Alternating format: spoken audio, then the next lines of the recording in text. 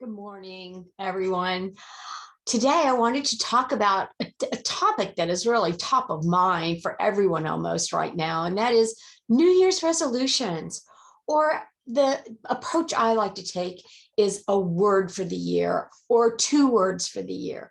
And this year, I did pick two words. I had one word, implement. I've been studying and learning and amassing and gathering information and being on so many summits and putting things together and coming to clarity where I can serve best in the world and pivot with all the circumstances and things that have changed and plummeted pulmonized us all. But you know what? Sort of like stones, they get pummeled, and honed, and they get smoother and they get clearer in their shape. And that's what I feel like I've been doing in 2020, because so many thought leaders around the world have really given back in very inexpensive ways or free ways, weekend summits, imparting their knowledge, bringing on speakers. And I just was in a program for a year with Growth Day with Brendan Burchard. He had two speakers on a week, sometimes three. I mean, these are well-known, established people. And I didn't realize for a long time they were giving their time to that program. They weren't being paid to be speakers on Brendan's programs. Now, will they gather followings? Will we have more presence of understanding and knowing who they are? But many of these people already have great careers and are well known in their fields of what they do. And so I've really been working. I feel like I got my PhD, I tell people, but now it's time to implement and to serve and to know where I can serve and help others with the knowledge that only I and my own unique experiences can share with you. And so today, I don't know about one of your habits, but I am a reader, and I follow Jim Quick too. Reading is really, really important. And I'd love you to comment on what book you're currently reading. And I'm reading The High Five Habits by Mel Robbins, and I have others. I used to only read one book at a time, and now I read several books at a time because in the mood I might be in, I feel like I want a different piece of the puzzle. So I find that having a word is a lot more effective in my year. I'm so glad to have been exposed to that a few years ago, because it gives me a guide, a compass. Is this really in line and alignment with what I'm trying to achieve this year? Or is it maybe another time, or next year's word, or not really following through with what I really want to be focused on this year in my life? It's easy to stay spinning along, and this is shiny, that's shiny, and that goes back to New Year's resolutions. I mean, the studies show that about the third week of January, they have gone to the wayside. So I wanted to give some tips today on how we can stay true to achieve the things that we want to. And for many people, this is imperative this year. We've had 2 years of change and being locked down and pandemic mindset and opportunities shoved to the side. But in those times is where so much creativity happens, and you may have a tremendous idea, or you may have something that you always wanted to pursue, and the people that are grasping onto that are achieving so much and really becoming financially liberated, maybe from what they were doing before. It created a window, and what do I have to lose? Or I better go for it now. And that is one of the tips, actually, is to set a deadline, to say, sometimes when things are really pulled away and all your other soft comfort zone things are out of the picture, is when it's like, I need to make this work. You're ready to jump off the cliff and take that leap of faith. I need to make this work. What else will I do? And this has been my dream. So for many people that have made that pivot and that shift, their lives have become exciting. This gave them the impetus to be able to go forward in a hard, challenging time. So, one thing is, if you put in the work, you can make it happen. Believe in yourself. If you do nothing, is anything going to happen? And if you want a new future, act like it. Take small steps, live into it, make a start. One thing is you can keep a journal of the evidence or the small steps that you're taking. You can take an action map, and it's like, oh my gosh, I called this one person. That wasn't really the right connection, or I emailed this, or I researched this. But don't get stuck just on researching and get into analysis paralysis. That is definitely a dream killer. That happened when I wanted to get a divorce. It took me 10 years to finally decide to get my divorce. In that 10 years, it did a lot of damage to myself and to the relationship with my children, really. I truly believe that. I really wanted a divorce, and I kept feeling like I was climbing up a high dive ladder. And this was over 25 years ago, and it wasn't as common. And also, I was trying to prove to my parents that I married the right person when they didn't feel that was the right person for me.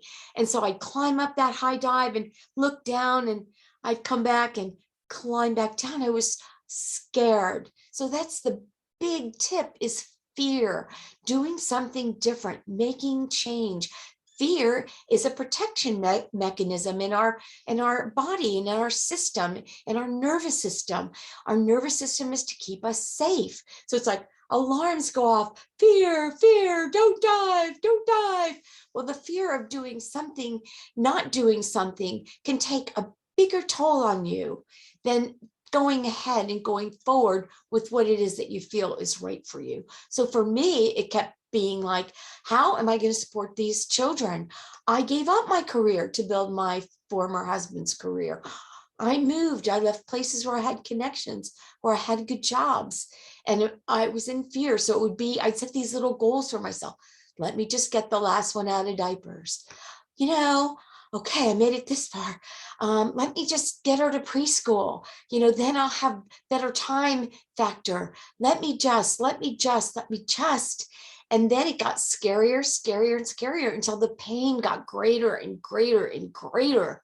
And I took little actions and sought out people that had done this before, and they gave me some little tips, but there was a lot I didn't know. And I don't want to go through that again. And I hate to say there's a learning curve, and the next time you'll do something better, or now you know what you know that you didn't know then, and maybe the outcome would be a lot better. It's like building a house. They say that with your first house. This is what I know to do on my second house, being that builder. And your dreams are your responsibility. I see that being in the network marketing industry. People want what I have, or they want what my mentors have. They see the future. They see the possibilities. They see the flexibility. They see the financial liberation or addition to what they're doing now. But so many people will take on a second job as an Uber driver, as this, as that, at low wages, because that seems safer to them, as opposed to the opportunity when you are with a great company and have the right products and the right corporation, the right trends in the marketplace. You have much more opportunity. And I see people wanting that brass ring, and they'll even sign up and do nothing. And I can't drag people along. No one can drag people along. You have to find the people that do believe. Will we help you? Will I be the one that'll be your cheerleader? Will I believe in your dreams sometimes more than you believe in your dreams? Yes, that's what happens in that kind of industry. And yet people are really afraid. And so it's always what goes on in our thinking. And that's why mindset, you're hearing the words mindset so much now. Mindset and mindset, it's everything. And I don't know about you, but most people, including myself, operate from mindsets that were given to them, and given to them probably with love and feeling like they had a lot of experience. But the time period that they lived in was very different than the time period that you might be living in. This time period is very significant for our younger children and what they're experiencing right now. So my parents went through the Depression. So what they were going to impart with me is, even though my dad became a very successful entrepreneur and followed his dreams, yet still having that depression mentality. But we are so lucky today with the technology that we have. You can have multiple revenue streams. Are not limited to a 9 to 5 job or putting your career in somebody else's hands. And long ago, when my parents were, especially my dad, you had security in your jobs. You retired with a retirement plan. You got a gold watch. You had stability. And so that was very important for many, many people that maybe as babies grew up with a lot of instability in their family and food, fears and lack of. And it was like scrapping, getting what you can, hang on to whatever's there for you. Don't go for your dreams. But times are different now. Everything is shifting and changing so quickly that if you do have an idea, if you do have a trend, it is time to act on it. And that is what builds your self-esteem and your confidence so much more, as at least taking the action. When you sit and let your dreams fester, you are depleting yourself. You are feeling more and more as a failure. I can't have, I can't do. And that hurts you more, your psyche, than if you went for something and it didn't pan out. Think of all the people that lost their businesses during this time period. Many, many people held onto it. I've also seen people not in this time period hang onto their businesses instead of closing them for a longer period of time than they should have. And it caused a lot more damage. Sometimes you have to make a business decision to close something down before you lose everything. And I wanted to say, the greatest risk really is doing nothing, because nothing is ever going to change if you don't do something. Everyone has some ideas. Now, everyone cannot be an entrepreneur, and it takes a certain mindset. If you have an employee mindset, and we need employees. I am not saying that we do not need employees. We need tradespeople. We need employees. But if you have an inkling, if you have a desire, if you want to change something in your life, you can take on something additional. And now I know the company I'm with, we have an app. They've developed such an incredible app for us that if I'm sitting in line, if I'm in my car and a train is coming. A lot of bridges go up because I live by waterways, and a lot of trains go by. So there could be a few minutes. You're not going to do this at a stoplight, but you can have 5 minutes. And you could be reaching out to 2 or 3 different prospective people, or taking care of your customers, or researching something and learning more about the business that you're in. Right then and there, you capture small segments of time that can mean great income potential for you. And it's frustrating to me when, I see so many people that want to do something and they know it, and then they hesitate, or they talk to someone else that talked them out of their dreams because maybe that person doesn't believe in themselves. These are all the things that go on in our minds and that trigger us. And failure is what happens if you do nothing. Did you know that if you fail, as I said, you're 2 times more likely to be successful next time? How is that for a comfort level? So I hope you got something out of this today, because I know so many people will put their dreams aside this early in the year, or they will put their resolutions aside this early in the year. Don't do that, or they are not good enough for you if you can put them aside that easily. Find the things deep down inside of you that will drive you, and make a few affirmations or a few habits that will move you forward in small increments to be able to do that. At least you're moving forward, and you're not failing yourself. I think that's the harder thing. If you go for it and fail, you are not a failure. That idea was a failure. We all know about Edison. Where would we be without the light bulb today if he had had that mindset? you know, and those are the one percenters, the people that keep going on. And everything that didn't work shows you that you're getting closer to a different idea or shifts you into another thought process for something that will work. Many people, even that get into network marketing, it is not their first company, and every company is not the same. So you may, just like every corporation is not the same, and every time frame is not the same. I mean, Blockbuster was amazing when we used videos. We don't use that technology very often anymore. So that ship has passed. And many people that have become very successful in the network marketing industry have tried sometimes 10 companies, you know, and moved on because of something else. The company I'm with is amazing. There are so many first-time network marketers that have risen to the top of our company and have never been with another company. I haven't seen that so far. This is my second. But you know, so many people stop because they weren't successful in their first. Maybe they didn't have a good blueprint or system to follow. Maybe their products were not what people needed and wanted. You know, maybe they were not good products. Maybe they were not consumable products. Many different factors can factor into why you might not have been successful. And that does not mean that that business model did not work. It means that those circumstances were not right for you, or you couldn't make them work in that particular scenario. You know, the same with divorces. Why do people have healthy divorces and uncoupling situations where people are unscathed to that?